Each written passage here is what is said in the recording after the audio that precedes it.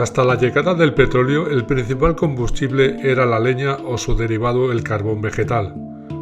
Y aunque sea sorprendente, no hace mucho el arbolado escaseaba, consecuencia del gran consumo de leña, las superficies dedicadas a pastos y los campos de cultivo.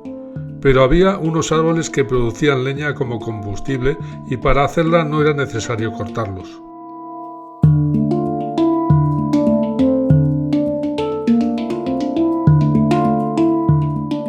Hola, soy Miguel Ortega y hoy os voy a hablar de un recurso que antes era muy importante porque era el combustible principal, que es la leña, y cómo, a pesar de su escasez, se podía gestionar de una forma, como diríamos hoy, como recurso renovable dentro de una economía circular. Acompañarme, vamos a verlo. Hoy estaremos cerca de las poblaciones y así Javier el cámara no tendrá que ir por lugares extraños y escondidos como otras veces. Joder, que ya tocaba algo cómodo. Acuérdate de suscribirte y así sabremos que estás ahí, y si le das a la campanita, cada vez que tengamos un microdocus nuevo, te avisamos.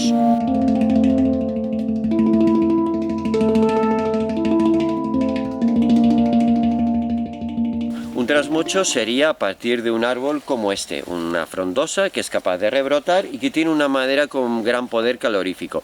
Aquí en esta zona del Pirineo se suele hacer siempre con robles cuando es para leña. Bueno, pues aquí tenemos un ejemplo de uno. Este árbol silvestre lo que harían sería cortarlo a una altura de un par de metros, dejando una de sus ramas principales también con un poco de longitud o mocho totalmente. A partir de ahí el árbol ya rebrotaría y ya se irían al cabo de varios años podando y quitando ramas. Y a partir de esta imagen, con el paso del tiempo, tendríamos los trasmochos que hemos ido viendo y que seguiremos viendo. Seguramente os habéis fijado en este arbusto que es muy abundante, es el boj. Si os fijáis, tiene una hojita pequeña, un poco dura, no tiene espinas, pero sin embargo el ganado no se la come. ¿Por qué? Bueno, sencillamente tiene un alcaloide, la buxina, que lo hace tóxico y por eso el ganado no se lo come. Es una planta que antes tenía muchas utilidades. Su madera es de grano muy fino y aquí tradicionalmente se utilizaba para la elaboración de cucharas. Pero otra cosa más interesante, y dentro del tema que estamos con la leña, se utilizaba muchísimo en los hornos, porque no todo el mundo tenía acceso a la madera, y curiosamente el boj que mejor ardía no era el que estaba ya seco, sino el que hacía como 4 o 5 días que se había cortado. Ese era el que se utilizaba para los hornos, tanto de leña, como los de pan, como los hornos de yeso, como los hornos de cal. Bueno, ya tenéis otro detalle.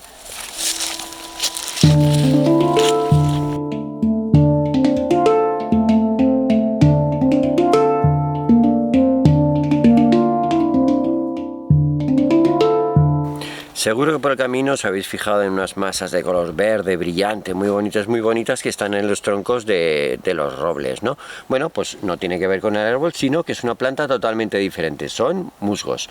Esta planta tiene una ventaja, es capaz de secarse e hidratarse sin que eso merme su capacidad de vivir ni precisamente su resistencia.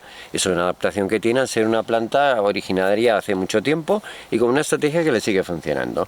Bueno, pues ahora como ha llovido, aunque hace algo de frío, se ha hidratado y puede hacer la función clorofílica y alimentarse.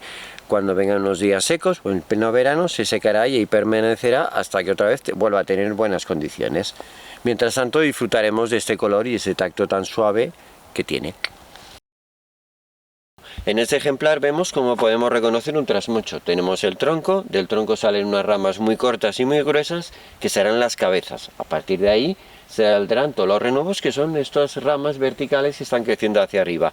Lo que está creciendo hacia arriba era lo que en un trasmocheo cortarían y aprovecharían para leña, dejando solamente el tronco de la base y las ramas estas gruesas, las cabezas. Y esta poda periódica de los árboles afecta evidentemente a su crecimiento, y eso va a quedar registrado en el crecimiento del árbol, en el crecimiento en anchura, en el tronco. Y en este ejemplar lo podemos ver. Esta es una rodaja de un roble y si os fijáis los anillos primeros, esta es la parte más antigua del árbol, tienen más o menos un grosor más o menos uniforme, y llega un momento que los anillos son muy estrechos, muy finitos. Vuelven a hacerse grandes y otra vez vuelven a ser muy finitos, y así periódicamente. Bueno, pues cada cambio de paso de anillo ancho a anillo estrecho nos está indicando un momento de poda. ¿Por qué? Bueno, es muy fácil el razonarlo. El árbol, para nutrirse, para poder crecer, necesita de la luz solar y para captar la luz a través de las hojas. ¿Qué ocurre? Si nosotros le quitamos las hojas, el árbol no puede crecer. El árbol no muere, pero los recursos que tiene los va a utilizar en volver a desarrollar el follaje, en lugar de crecer en anchura. Y eso es lo que nos va a reflejar estos anillos. En los árboles la corteza es igual que nuestra piel. Los está protegiendo precisamente de infecciones, sobre todo de hongos. ¿Qué ocurre? Cuanto más se poda un árbol, más sitios por donde puede entrar esa infección. Consecuencia, casi todos los árboles que han sido trasmochados están huecos por dentro, como este que tenemos aquí. Incluso vemos como el árbol ha intentado ir cerrando estas heridas, al menos ha habido 3 veces con este intento, pero sin embargo este árbol que vemos hueco no está muerto, sino que aún da para mucho de sí.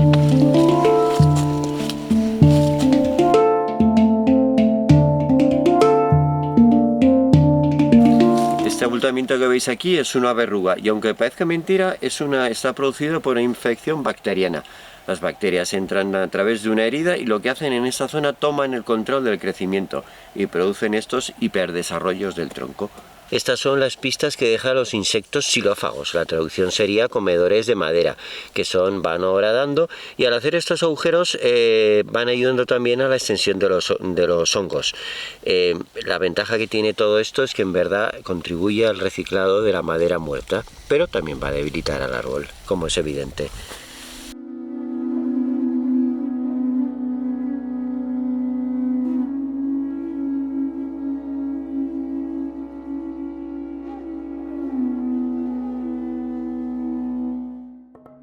Algunos de estos insectos de la madera alcanzan grandes tamaños y formas espectaculares como el ciervo volante que depende totalmente de estos árboles.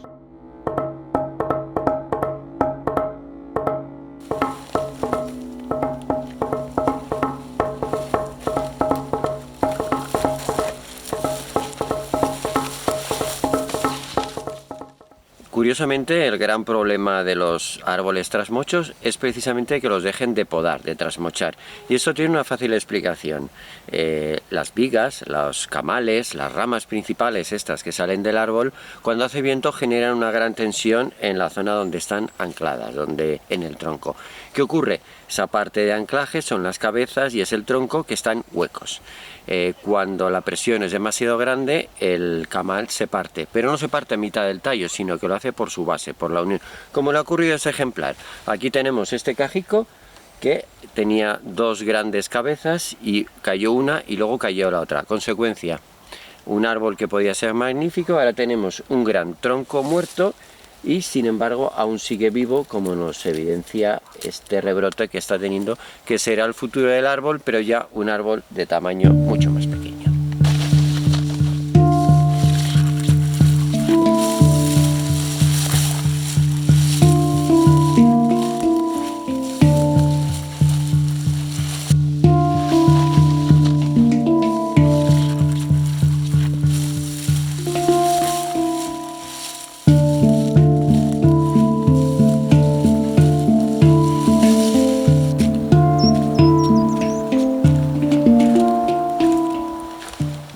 Hemos visto unos árboles que fueron importantes en un momento pasado, precisamente porque eran los que proporcionaban la leña. También hemos visto cómo han sido abandonados y algunos incluso los encontramos en mitad de pinares de repoblación. Sin embargo, ahora tienen un papel, no solamente la cuestión histórica, sino su papel importante es que en ellos encontramos una serie de organismos que son los que van a reciclar la madera, en verdad van a reciclar el bosque, que solamente pueden vivir en estos árboles.